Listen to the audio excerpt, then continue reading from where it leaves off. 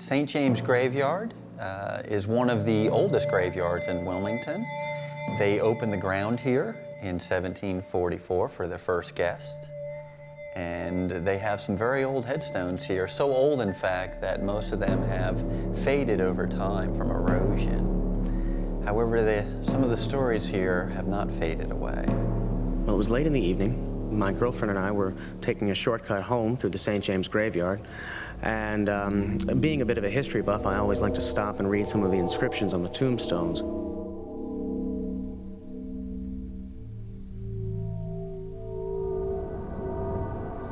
I was reading a particular one when I heard a noise off to the right. I looked up and I saw a man. At first I thought he was a drunk, but he was too well dressed for that, and he had a fierceness in his eyes. He stumbled in front of one of the tombstones, and as we watched, he disappeared right in front of us.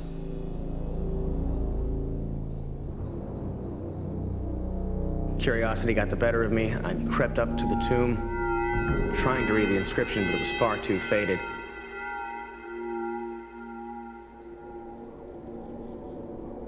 Later on, I was to hear the story of Samuel Jocylen, and I became convinced that he was who I saw that night in the St. James Graveyard.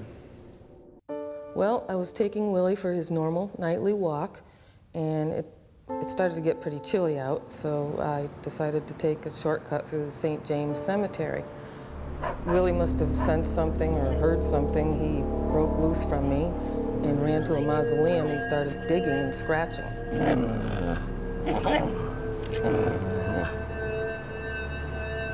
When I got up to him, I leaned over to pick him up. I could have sworn I heard scratching. So I leaned down closer. I know I heard somebody say, "Help me, help me." So I just picked up Willie and ran as fast as I could out of there. Now, one of the interesting stories goes back to 1810. A young man by the name of Samuel Jocylen was born here in Wilmington. And Samuel Jocylen was an interesting character in that when he was very young, he had a good friend by the name of Alexander Hostler.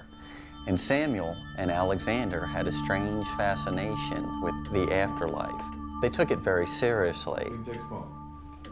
And thus it's all over for our friend the palm. Or is it? You know, if only everything were so simple as if we could just get to the other side of the board, we all get to come back as a noble. That's assuming there is an end. This is true. In fact, the two of them made a pact that if either of them should die, they would come back from death and make their presence known to the survivor. I suggest to you this. Whichever one of us passes away first, comes back to the other, and gives him a message to that one still living. So if I pass away first, I make a pact that I'll come back and I'll give you some sort of sign. What do you think? You think that's possible? I think anything's possible if we put our minds to it. Got yourself a deal. Bishop takes horse. And when Samuel was in his young 20s, just 9 months after being married, he had a tragic accident while riding his horse, and he died. After the burial, Alexander was sitting in his room alone, grieving over the loss of his best friend, when suddenly before him appeared an image of Samuel. Samuel's image emerged from the candlelit shadows of the room and whispered, Alexander, dig up my body, dig up my grave. He was terrified, unsure what was occurring. At first, he thought it was just a hallucination. He hadn't slept in days since Sammy was first found unconscious. He thought perhaps it was a natural part of the grieving process. He had never grieved like this for anyone before. He thought it was everything but the ghost of Samuel. And then on the second night, he heard Samuel's voice in his room. Alexander.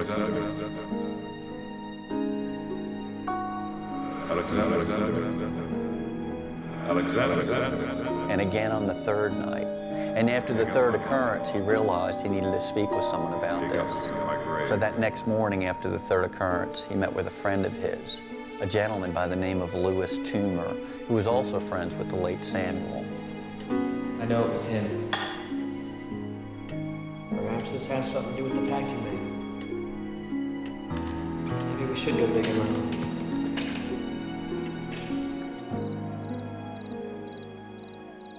And so the two came up with a plan, and that was very quietly, without telling another soul, they were going to return to St. James graveyard after midnight that night, and they were going to dig up the body of Samuel.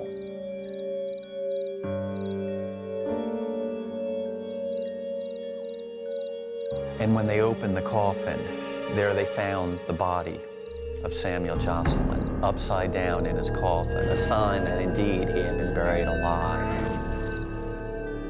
Rigor mortis had already set in, but as they looked at the body, they saw the fingers, and the fingers were bloodied and shredded from where he tried to claw his way out of that coffin. Shortly after that occurred here, and this did occur in other parts of the world, this is before embalming, it became a practice here at St. James as well as elsewhere to be buried with a string tied to your finger. The string would run out of your coffin and be attached to a headstone of your neighbor's, to a bell specifically. This way, if you were accidentally buried alive, you could pull that string and ring that bell, and someone might hear it and come to your rescue. This is where the phrases "saved by the bell," "dead ringer," and "the graveyard shift" all came about. Have you ever wondered why caskets have a curved lid? It's actually because in the beginning they were built flat like a box, flat on both sides. But unfortunately, many people were accidentally buried upside downwards. Because of this, we had to change the construction and curve the lids. St. James Graveyard is certainly a favorite stop on our tour. Many times when I'm here telling the story of Samuel Jocylen, at the same point in my story, the lights will flicker on and off for no apparent reason, and only during that same part of the story. Others have experienced seeing dark, shadowy figures of someone walking back in the right corner. Well, some of my friends talked me into going on a guided tour at a church graveyard over in Wilmington. Well, when we got there, I knew I was in trouble because, man, that was the scariest place I've ever been in my life. Now, I do these tours with the Ghost Walk. I come to that cemetery on a regular basis, nightly. One time I came inside the cemetery. I got everybody settled in, started telling the story. Welcome to St. James Cemetery, ladies and gentlemen. An old Southern cemetery dating back to the 1700s. The story you're about to hear is called Buried Alive. A fate worse than death. Takes you back to the year 1810. And then immediately behind my right ear, I heard a voice. I said, "Do you hear this? You hear this?" Saying it to the crowd. And this one guy's going, "It's over there, it's over there." Well, I heard something back here. He's saying it's over there. And I looked over to my right, over my shoulder like, and I saw one person, and they were moving around between the tombstones and all. And I said something to the tour guide about it, but he was listening to something from behind him over there. And I showed him where it was, and he got to looking at it. Next thing I know, he's pointing me in this direction. I'm looking over there, and there's this eerie figure, this figure in black, moving across that cemetery. And I said, "Let's hit it, let's go." And I was out of there. And we both got scared, and we grabbed everybody and just started running. I was scared to death, and so was he. So that was quite an experience for me. I'm not gonna be intermingling with these creatures. I'm just gonna document it and go. And that's what happened that night. I don't run. I did run once. Hope to never run again. That night got me. Coming up next, the haunted graveyard buried beneath Kingston, Ontario's McBurney Park.